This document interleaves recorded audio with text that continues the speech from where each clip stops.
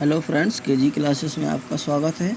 आज हम आपको सम इम्पोर्टेंट डेफिनेशन, कुछ महत्वपूर्ण परिभाषाएं के बारे में बताएंगे। लैंग्वेज, भाषा, जिह्वा की सहायता से उच्चारित सार्थक ध्वनि प्रतीकों की एक व्यवस्था को भाषा कहते हैं, जिसके माध्यम से किसी समुदाय के लोग आपस में बातचीत कर विचारों को प्रकट करते हैं। भाषा के दो रूप होते हैं। एक, फर्स्ट, कथित मौखिक भाषा, सेकंड, लिखित भाषा। It is a system of communication which consists of a set of sounds and written symbols which are used by the people of a particular area for talking and writing. Language has two forms: A. Oral speaking, B. Written.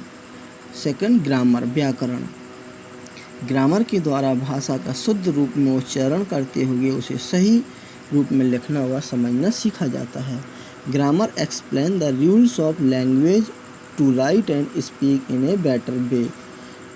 Third, letter, अक्षर। उच्चारण या बोलने की दृष्टि से भाषा की सबसे छोटी इकाई ध्वनि होती है। ध्वनि के लिखित रूप को ही लेटर, अक्षर या वर्ण कहा जाता है, जैसे ABCD।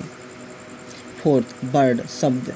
अक्षरों के ऐसे समूह को शब्द कहा जाता है जिसका कोई निश्चित व सार्थक अर्थ निकलता हो, जैसे pen, food, tree.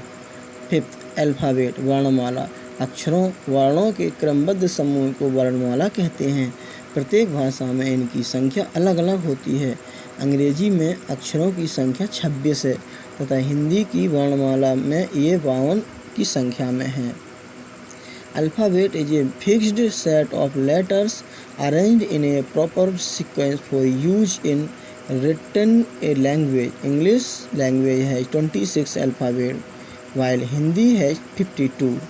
Sixth, letters of English alphabet. अंग्रेजी वर्णमाला के अक्षर। अंग्रेजी भाषा में 26 अक्षर होते हैं। हाथ से लिखे जाने वाले लेखन में लिखने के बड़े व छोटे अक्षरों को लिखने का ढंग इस प्रकार होता है। In English there are 26 letters. In hand-written pattern, the way of writing the capital and small letters are as follows. 7. Division of English alphabet. अंग्रेजी वर्णमाला के प्रकार। अंग्रेजी वर्णमाला को दो भागों में बांटा गया है। It is divided into two groups. First, vowel, स्वर, A, E, I, O, U, ये 5 हैं। कॉन्सोनेंट, सेकंड, कॉन्सोनेंट, व्यंजन, ये 26 अक्षर कॉन्सोनेंट हैं। 8. फ्रेज, वाक्यांश, शब्दों का ऐसा समूह जिसका भाव अपूर्ण होता है लेकिन वाक्य में जिसका निश्चित अर्थ होता है, फ्रेज या वाक्यांश कहलाता है। कार्य के अनुसार ये 3 प्रकार के हो सकते हैं। फर्स्ट, नाउन फ्रेज, जैसे a good girl. Second, adjective phrase, जैसे in good health. Third, adverb phrase, जैसे एट द डोर। 9. सेंटेंस, वाक्य, शब्दों का ऐसा सार्थक समूह जिसका पूर्ण व स्पष्ट भाव प्रकट हो, वाक्य कहलाता है, जैसे वी आर प्लेइंग। 10. संरचना के आधार पर सेंटेंसों का वर्गीकरण। संरचना के आधार पर वाक्य के 3 प्रकार हो सकते हैं। फर्स्ट, सिंपल सेंटेंस, सरल वाक्य, जैसे रमा गाना गाती है। सेकंड, कॉम्प्लेक्स सेंटेंस, मिश्र वाक्य, जैसे तुम वैसा ही करो जैसा बताया गया है। थर्ड, कंपाउंड सेंटेंस, संयुक्त वाक्य, जैसे मैं लिख रही हूँ और तुम पढ़ रहे हो। Some important definition. 11. अर्थ के आधार पर सेंटेंस का वर्गीकरण। अर्थ के आधार पर वाक्य के निम्नलिखित 5 भेद हो सकते हैं। फर्स्ट, अफर्मेटिव सेंटेंस, विधिवाचक वाक्य। सेकंड, नेगेटिव सेंटेंस, निषेधवाचक वाक्य। थर्ड, इंटेरोगेटिव सेंटेंस, प्रश्नवाचक वाक्य। फोर्थ, इम्परेटिव सेंटेंस, आदेशात्मक वाक्य। फिफ्थ, एक्सक्लेमेटरी सेंटेंस, विस्मयादिबोधक वाक्य।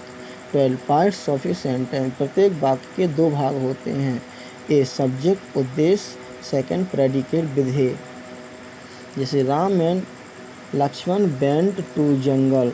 इस वाक्य में राम एंड लक्ष्मण उद्देश्य हैं तथा वेंट टू जंगल विधेय हैं। 13. पार्ट्स ऑफ स्पीच, वर्ण भेद। वाक्य में शब्दों के प्रयोग के आधार पर उनको विभिन्न समूहों में विभाजित किया जाता है, इनको पार्ट्स ऑफ स्पीच कहा जाता है। इनकी संख्या अंग्रेजी में 8 है। First, noun. Second, pronoun. Third, adjective. Fourth verb, fifth adverb, six preposition, seven conjunction, eight interjection. 14 definition. Tense काल, वर्ब के जिस रूप से काल का ज्ञान होता है उसे टेंस कहते हैं। टेंस के द्वारा अतीत, वर्तमान या भविष्य का बोध होता है, अतः टेंस के 3 प्रकार होते हैं। First present tense, second past tense, third future tense. 15 definition. Last punctuation, विराम चिन्ह वाक्य के कथन को स्पष्टता देने, शैली को गतिशील बनाने तथा विचारों को सुबोधिता प्रदान करने के लिए विभिन्न विराम चिन्हों का प्रयोग किया जाता है। Punctuation is the mark such as full stops, comma, that we use in writing to divide words into sentence and clauses. कक्षा 11th के छात्रों से 5 प्रकार के विराम चिन्हों के सही प्रयोग की अपेक्षा की जाती है। फर्स्ट फुल स्टॉप, बिंदी रख देते हैं। सेकंड कॉमा, हल्का सा नीचे कॉमा लगा देते हैं। थर्ड इन्वर्टेड कॉमा, दोनों तरफ आगे और पीछे इन्वर्टेड कॉमा, डबल भी और सिंगल भी। Fourth question mark, question mark का चिन्ह बना देते हैं। एक्सक्लेमेटरी मार्क, ऊपर डंडा नीचे बिंदी, ये एक्सक्लेमेशन का मार्क होता है। Thanks, best of luck.